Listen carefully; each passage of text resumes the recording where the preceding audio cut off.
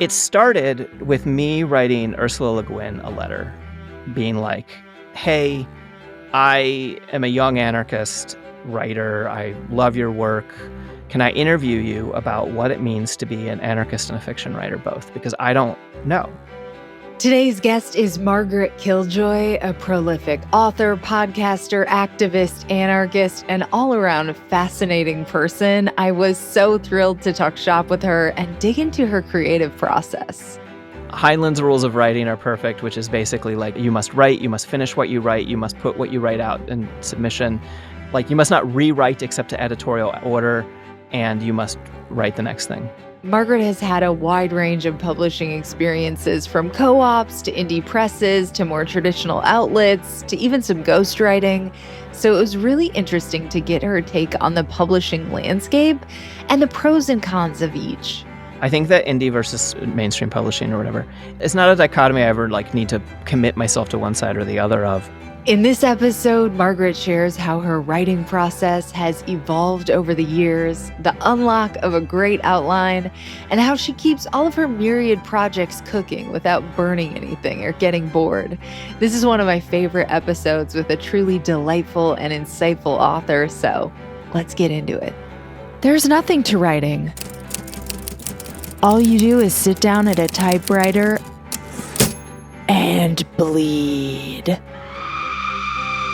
Welcome to The Bleeders, a podcast and support group about book writing and publishing. I'm writer and podcaster Courtney Kosak, and each week I'll bring you new conversations with authors, agents, and publishers about how to write and sell books. Hi, I'm Margaret Killjoy. I'm the author of The Sapling Cage from Feminist Press.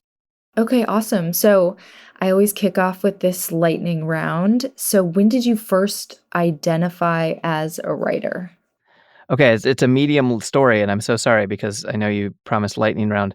I was living in a squat in the South Bronx, and the window was broken, and there's no electricity, and there's this old writer's roll-top desk that was randomly in this like fifth story abandoned apartment that I was living in, and I was like, I'm gonna be a writer. And I like sat there and wrote a bunch of stories that are terrible. I actually had written a bunch of stories younger than that, but that was like when I was like, this is it. I'm going to be a writer. Wait, how old were you? 20. 20? That's a good, nice, young, impressionable age to start. I was much later. I was in my like 28 almost. Oh, really? So, yeah. Oh, okay. Yeah. Oh. Most people take that long before they're any good, and you don't have anything to say. And I'm not trying to talk shit on younger writers, but it makes sense. You're not losing anything by starting later. No, I made a lot of mistakes that I am now are now fodder for my nonfiction, so it's all good. What's your all-time favorite book? I am probably enough of a basic person that I'm going to probably say Lord of the Rings. In terms of just like lasting impact on how I view the world. I haven't reread it in a long time, though. This tracks, but tell me exactly what you love about it. I love earnest storytelling that grapples with big ideas, that is written from a perspective that critiques power and believes in people working together. Obviously, I think that Tolkien was one of the most influential unconscious racists of the 20th century, but I believe that was unconscious racism, and, his actions largely show that. And it's books about power and people working together and the little person saving the world by refusing to be corrupted. Okay, fascinating. So when you say unconscious racist, do you mean like because of how he drew characterizations of groups within his work? Yeah, the humans who side with Sauron are more or less like Middle Eastern coded, and Gotcha. kind of has this like the other that's coming from further away are the baddies. Yeah, totally. What's your dream writing routine? My dream writing routine is that I every day after dinner write 1,000 to 2,000 words sitting on my back porch. Yeah. Okay. And what is your real writing routine? That, but not every day. Hey, that's pretty good. Yeah. And then also like, I mean, it depends on what I write. I also write podcast scripts for a living, and that's like not 1 to 2,000 words every day. That is way more than that. And I'm doing it all the time. Yeah. Okay. I definitely we're going to return to that. Cool. What's one piece of writing that makes you jealous you didn't write it? Okay. When I first started reading the Broken Earth trilogy by N.K. Jemisin, I had this like, why do I bother writing?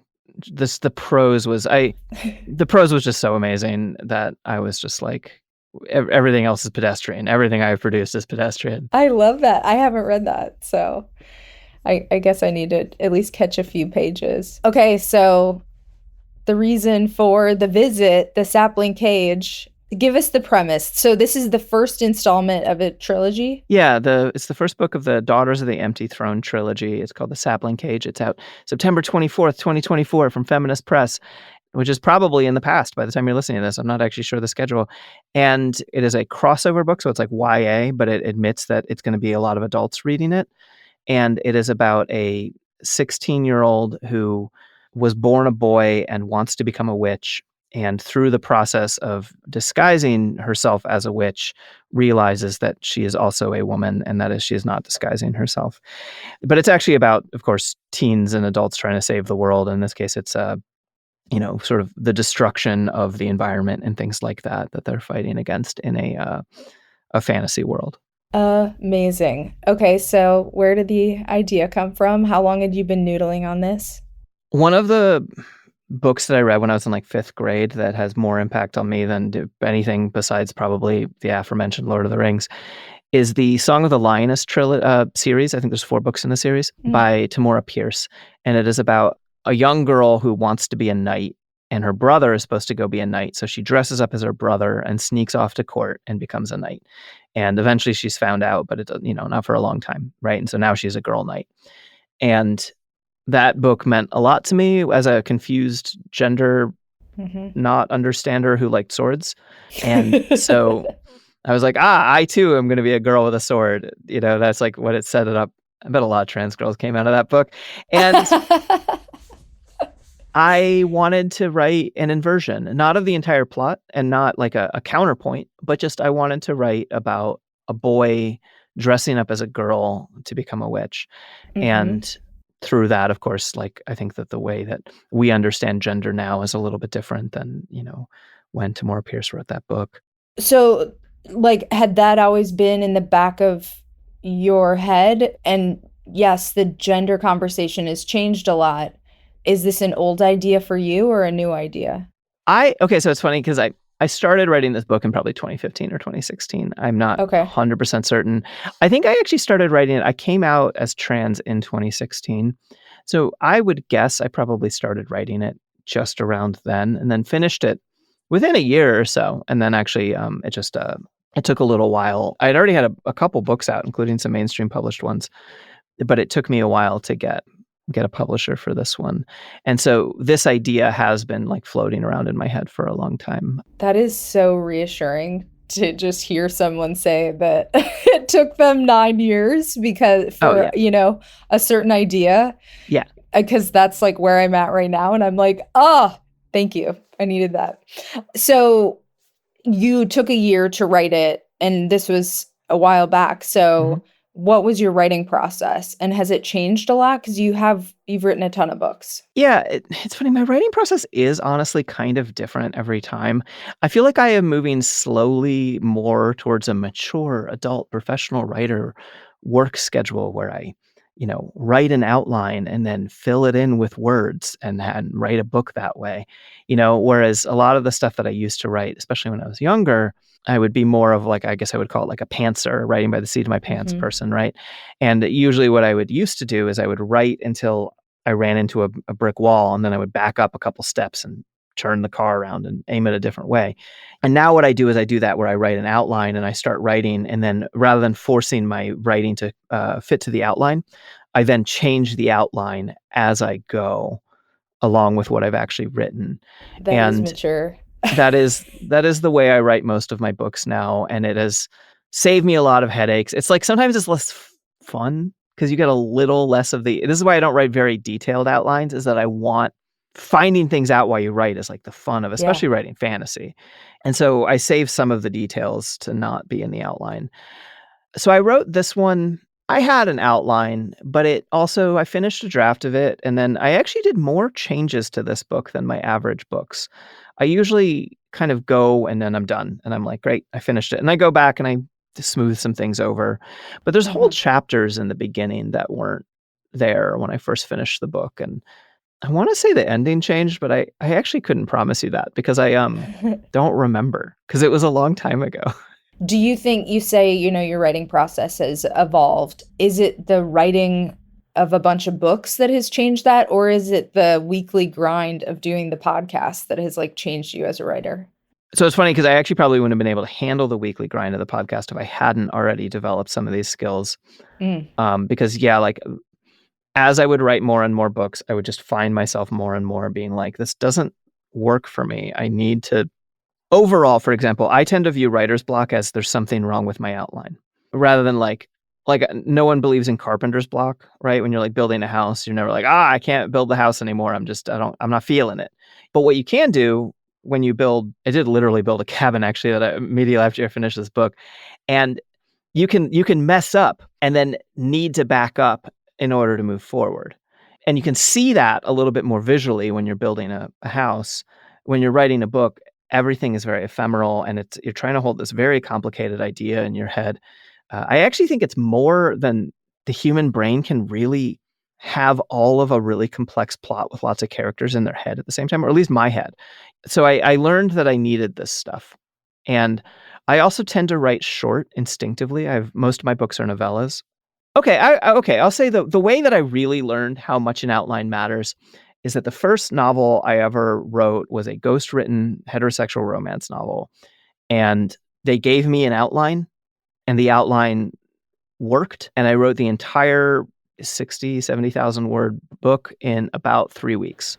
Oh, shit, this is like a work for hire thing? Yeah, absolutely. I legally can't tell you what it was, and very recently, I think I've written something that has been read more than this stupid book. It probably still has the most Amazon reviews of anything. But then the same publisher gave me another book to write, and the outline didn't work.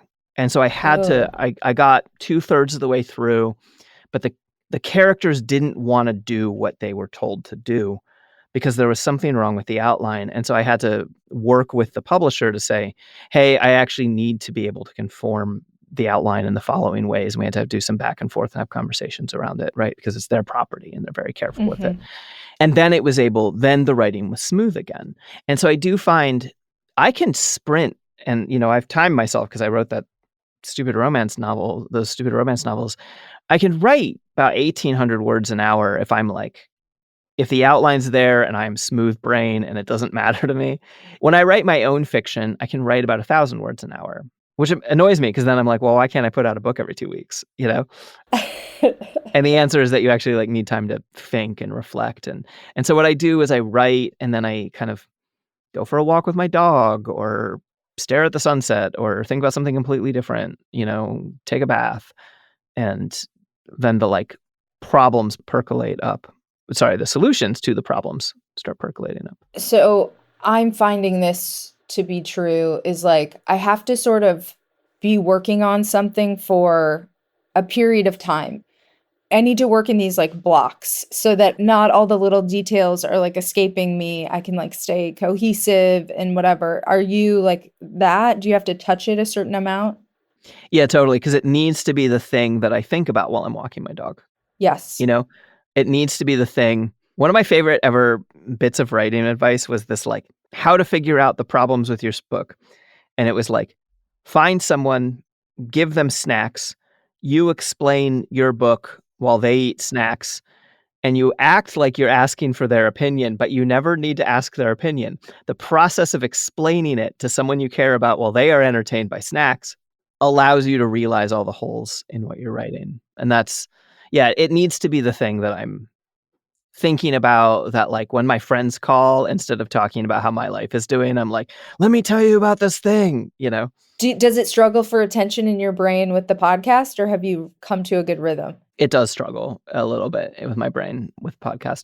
Fortunately, the podcast is on a weekly cycle, and so I can do a little bit of, when I'm really on, I write my 6 to 8,000 word script every week for podcast, and then I write about 1,000 words a day on the other stuff to keep it as the other thing in my head. Like, I can kind of have Uh-huh. 2 burners going, but I can't 4-burner stove, which is also true with my cooking.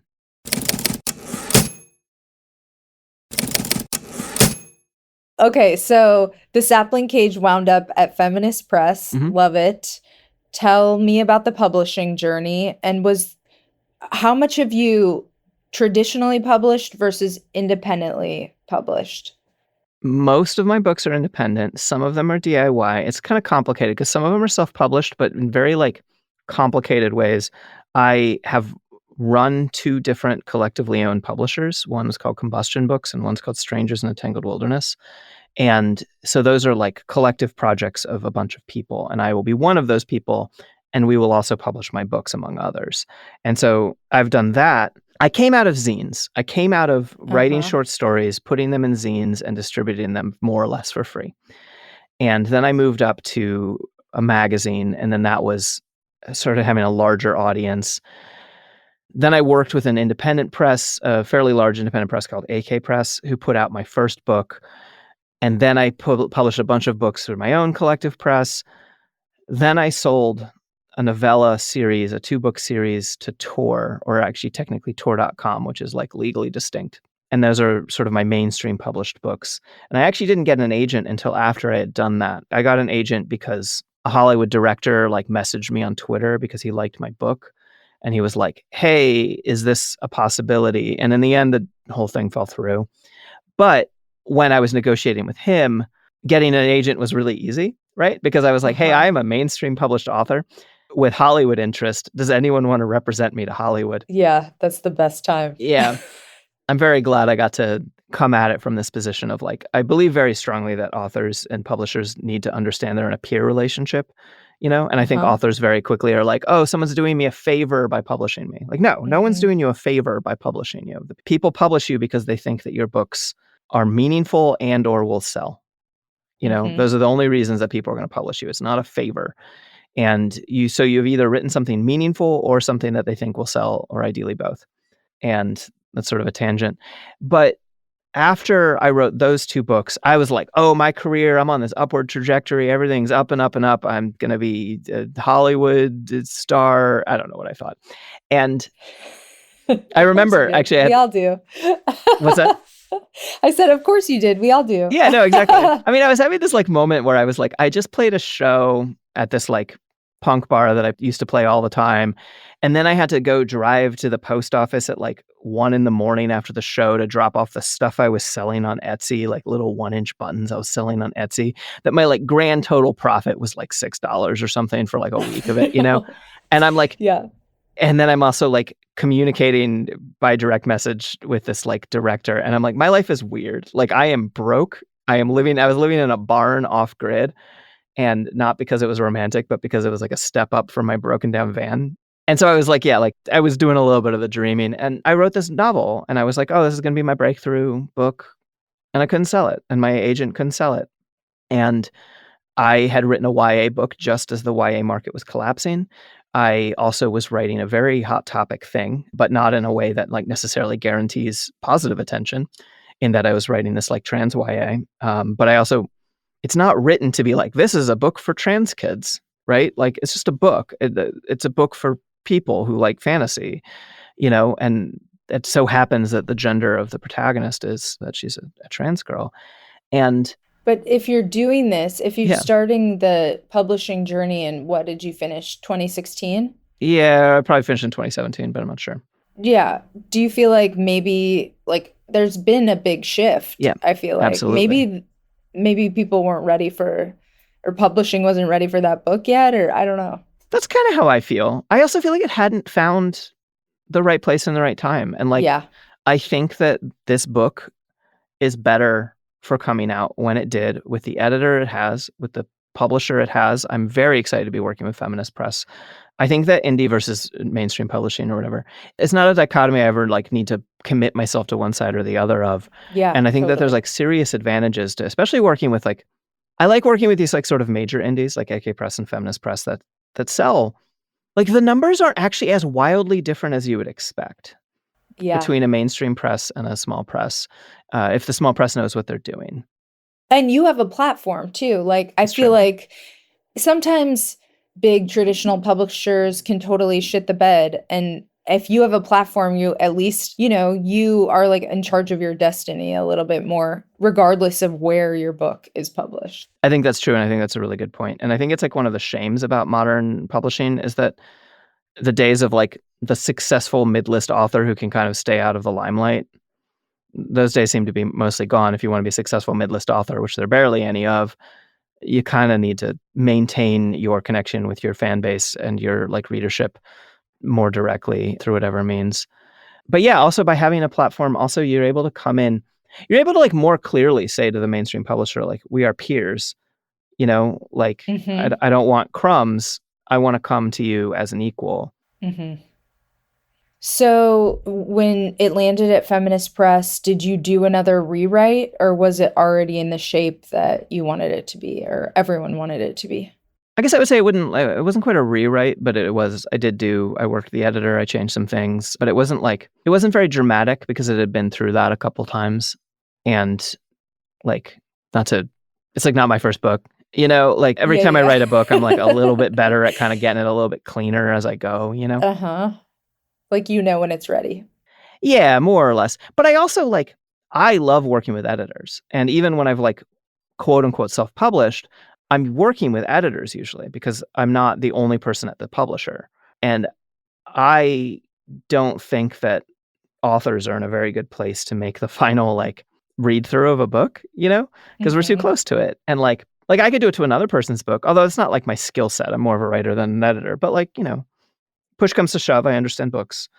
But yeah, no, Margot at Feminist Press was my editor and just did a really good job, like kind of going through. And, there's all kinds of things that I'm like missing that are like, I am not always the best at remembering fine details. And so I'll like bring up a fine detail early in the book and then get it like wrong later in the book. And someone will be like, wait, how does that work? Right. What kind of sword was that? Yeah, exactly. Exactly. I found out after publishing a different thing that there's a difference between a tabard and a weird medieval surcoat. A tabard and a surcoat are different things. It's like when if you ever write about like modern gun stuff, if you call the magazine a clip, like gun people get really upset. Oh. You can annoy medieval people by because surcoats get called tabards in a lot of fantasy, but it's like technically wrong.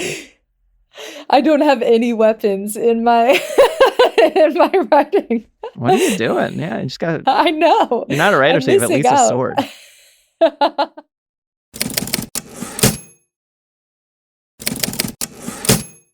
Okay, so let's go back to the publishing Mhm. conversation. So yes, there are different pluses and minuses, and maybe it all fits together, especially if you're as prolific as someone like you, where you're like kind of doing a little bit of both. Mhm. So, what do you see as the advantages and what are the challenges of each?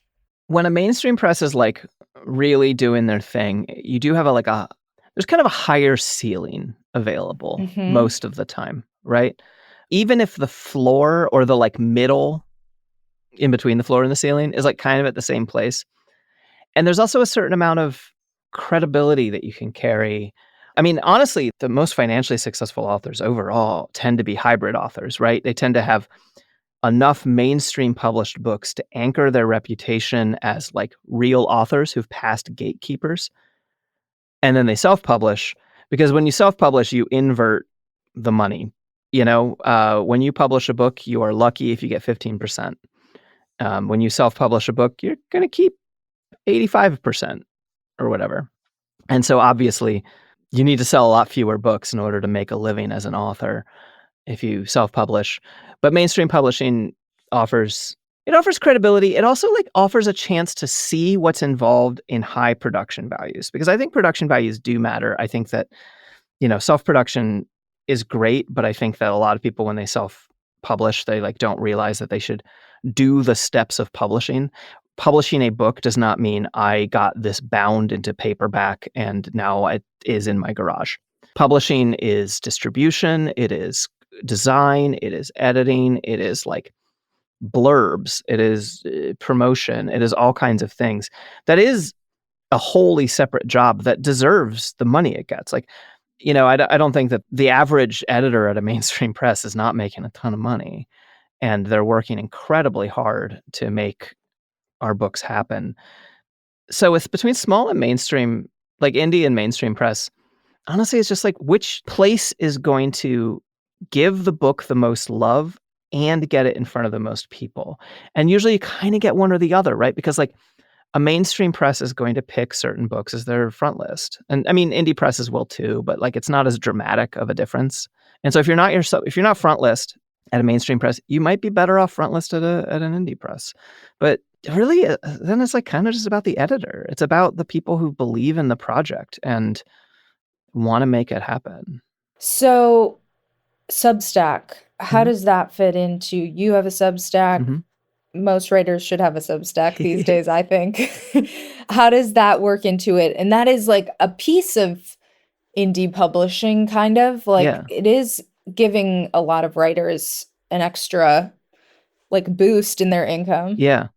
No, I'm very fond of having a Substack. It has provided me a way to okay, so I used to live off of Patreon before I had podcasting job and before that I had a nonprofit job. And before that, I lived off of my Patreon, and I used it very similarly to how I use my Substack currently, but I mailed out a zine every month to my backers.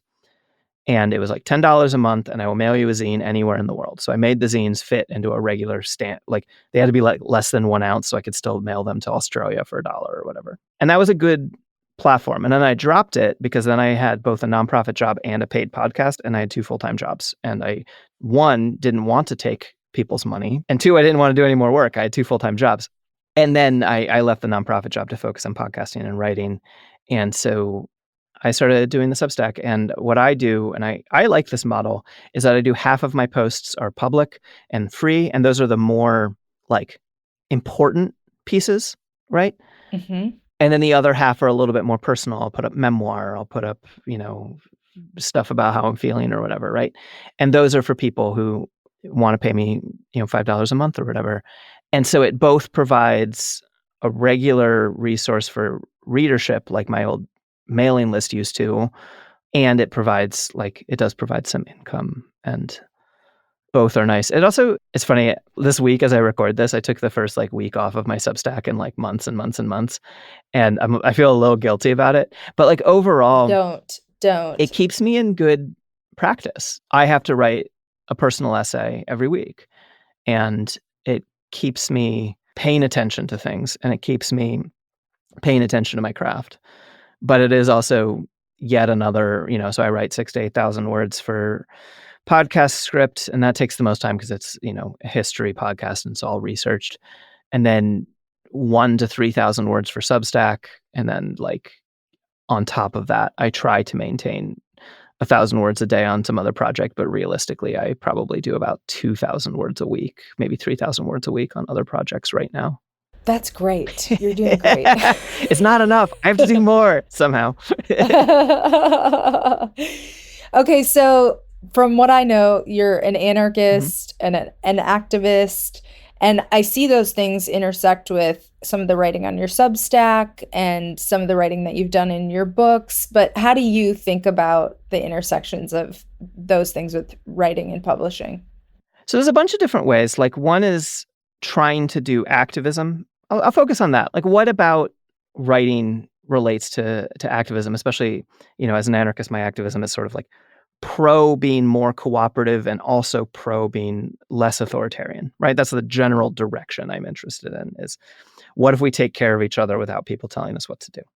So My first book it's called Myth Makers and Lawbreakers, Anarchist Writers on Fiction. It's actually out of print because we're working on a new edition because one of the authors I interviewed turned out to not be the best person.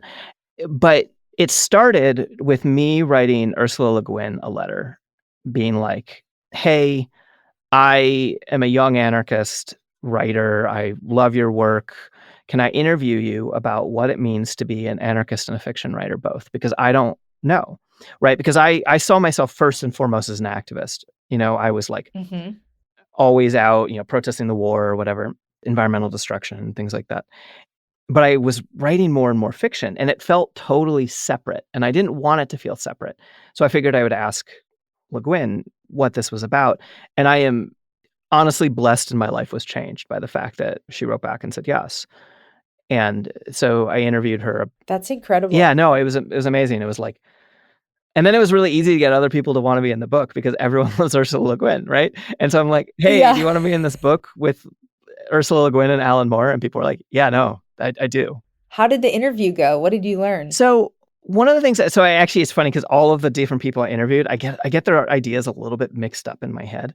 But Fair enough. one of the things that Le Guin said that I really liked was like, she really appreciates that other like anarchists and leftists and stuff mostly just leave her alone to do writing and don't expect her to like go out and do a lot of political organizing. But she talks about, she's like, but I'll still stuff envelopes for Planned Parenthood and I'll still go to the anti-war march. Like, so she'll show up and do the work, but not necessarily do the like intense amount of labor that's involved in the specialization that's involved in organizing.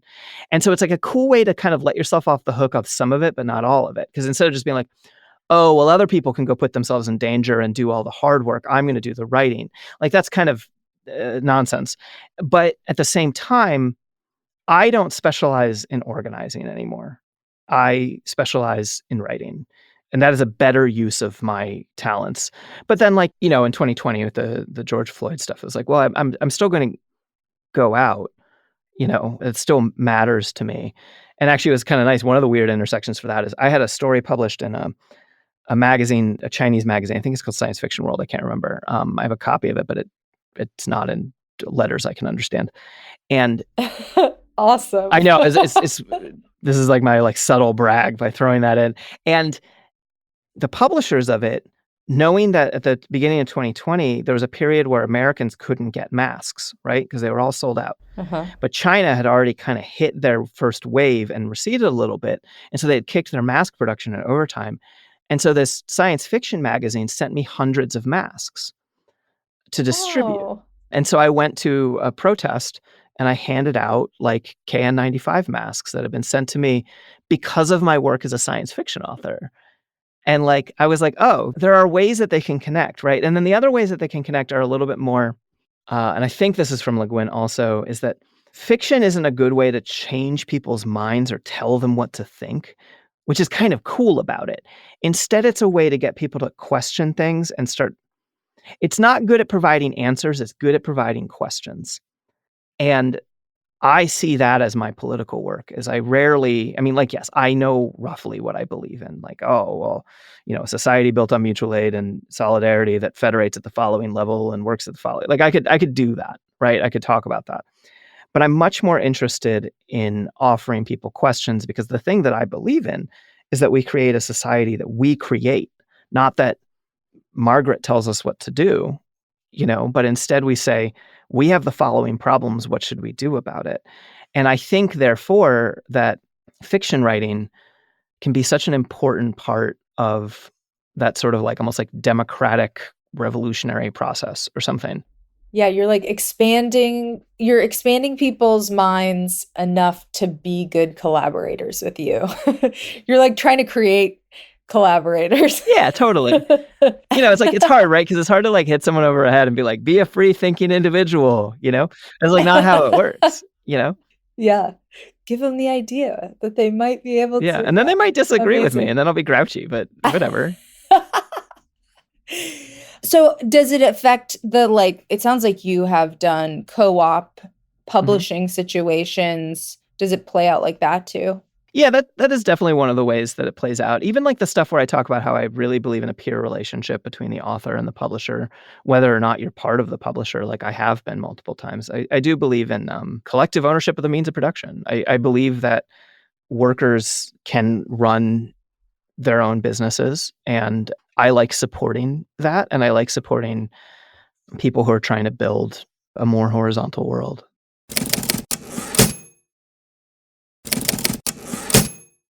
So this is the first part of a Mhm. trilogy. Do you have the whole thing written? No, no. Much to my publisher's consternation, I have most of the outline of the second book, and I'm about to go on tour with this book, and so I'm kind of, like, finishing up loose ends of some other stuff that I'm supposed to have published, Uh-huh. and then I'm gonna move more full-time into the writing of the next book. It's, like, nice in the reason everyone should ghostwrite a terrible heterosexual romance novel at some point in their life is that I have in the back pocket, I can write this in 3 weeks if I absolutely need to. And I That's shouldn't, nice. and I won't, but I know that worst case scenario, I can do it.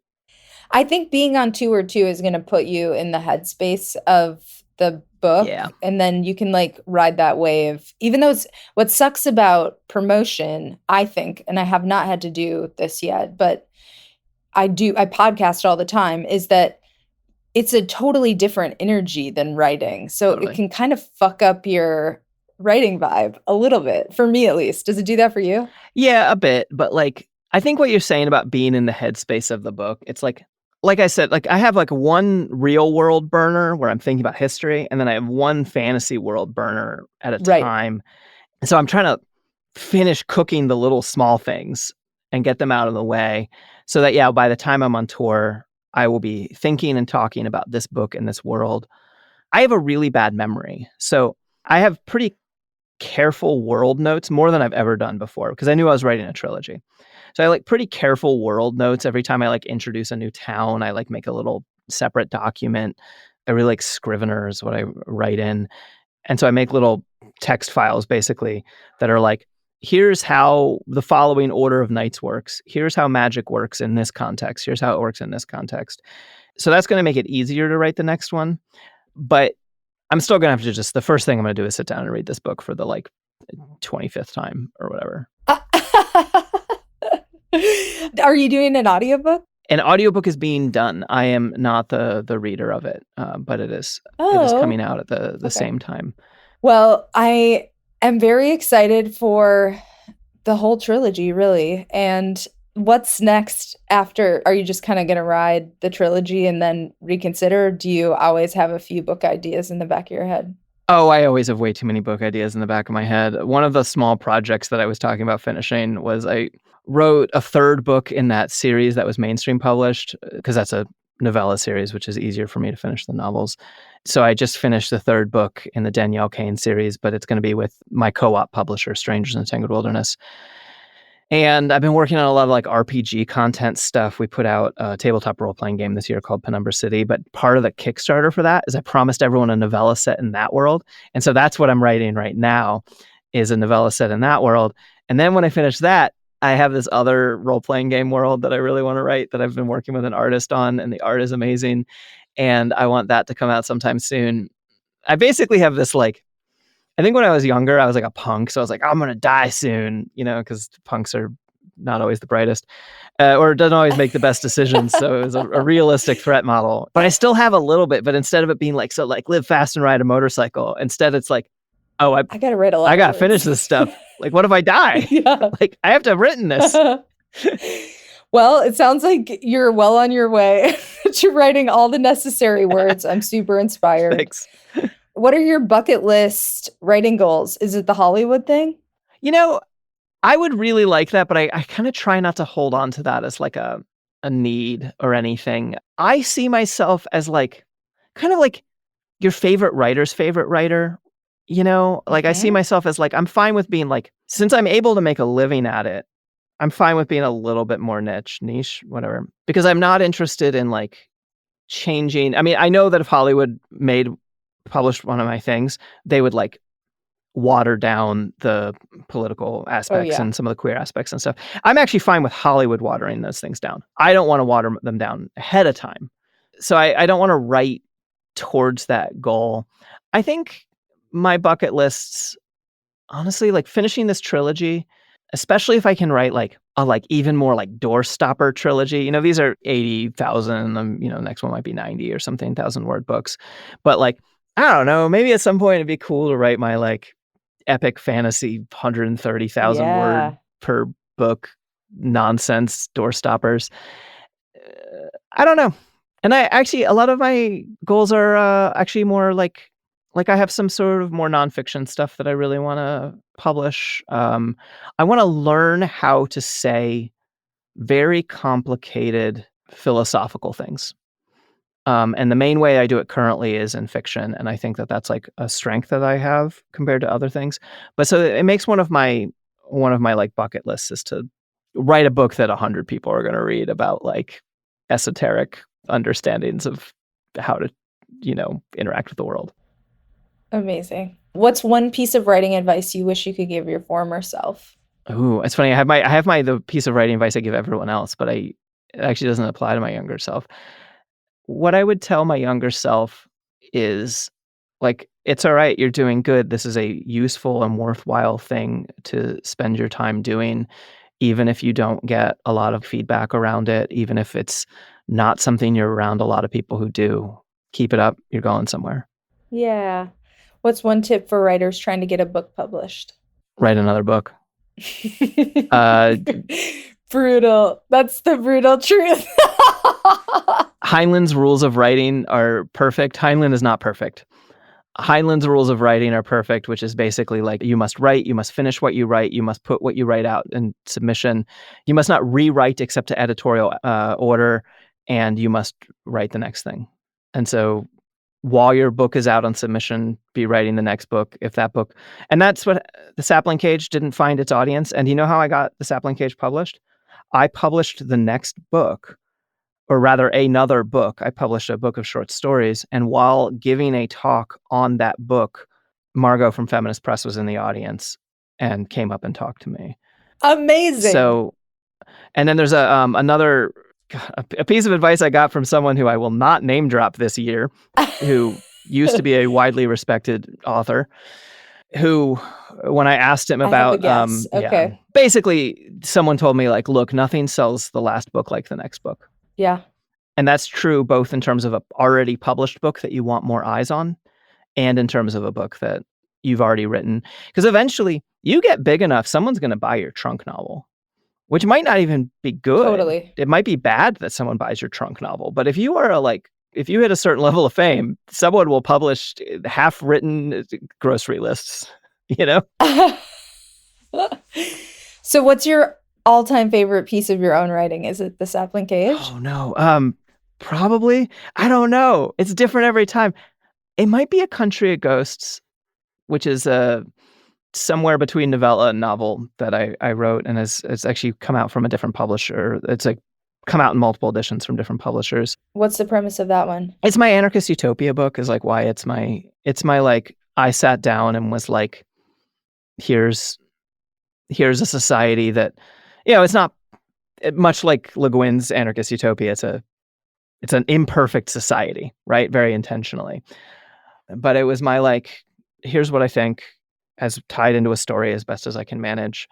And it'll probably never be my like, I think I was a pretty good writer at that point, but like, it first came out 10 years ago, but I think it'll always have a like really important place in my heart because I was going through a really rough time when that came out, and I was doing I swear I don't constantly think about dying, but I really resonated with when Barbie was like, hey, do you all think about dying?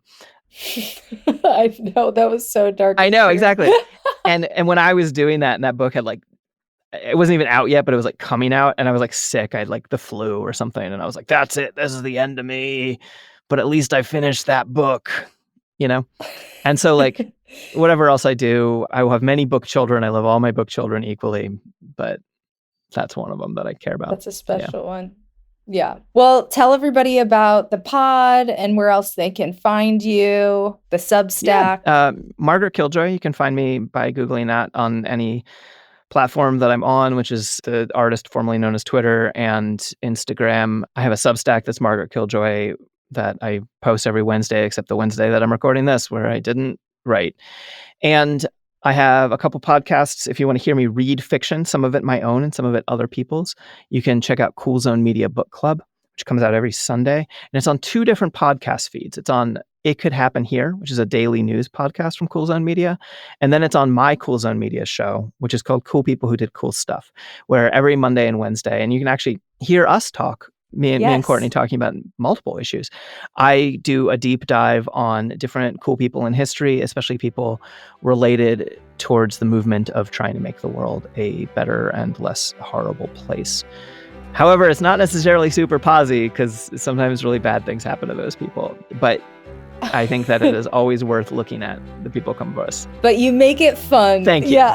Thank you. Yes, great show. Everyone should get the Sapling Cage. And thank you so much. It was so fun to chat about all this, nerd out about writing. Yeah, I never get to talk about... Okay, wait. If you ever want to talk to if you want to talk to a famous person, you want to talk to Le Guin, well, you can't do that without a Ouija board. But you talk to them about the thing that they don't usually get to talk about. And so when I wrote Le Guin and was like, can I talk to you about anarchism? Le Guin was like, oh, thank God. I think if I had asked him about poetry, I'd be even more in. But I never get to talk about writing. I always have to talk about history, which is fine. I love history. So thanks for having me on to talk about this. Well, thank you. Thank you so much to Margaret, and thank you for joining me for this episode of The Bleeders. Writing is so much better with friends. I'm your host, Courtney Kosak, and hey, let's connect on social media. I am at Courtney Kosak. Last name is Kosak. I'm on Instagram, Twitter, Blue Sky, Threads, TikTok, all the social medias. And make sure you're signed up for the Bleeders Companion Substack for all kinds of newsletter exclusives. There is a link for that in the episode description. I send out a bunch of great stuff to my free list. And I also have a paid subscription where I take you behind the scenes of all my best bylines. I've written about my return to stand-up comedy and how I got ready to crush my showcase, my MFA and whether or not I think it is worth it. I also have some mini workshops, 1-hour power hours behind the paywall that are awesome. So there is also a link for that in the episode description. And join me again next time for another inspiring episode. In the meantime, happy bleeding.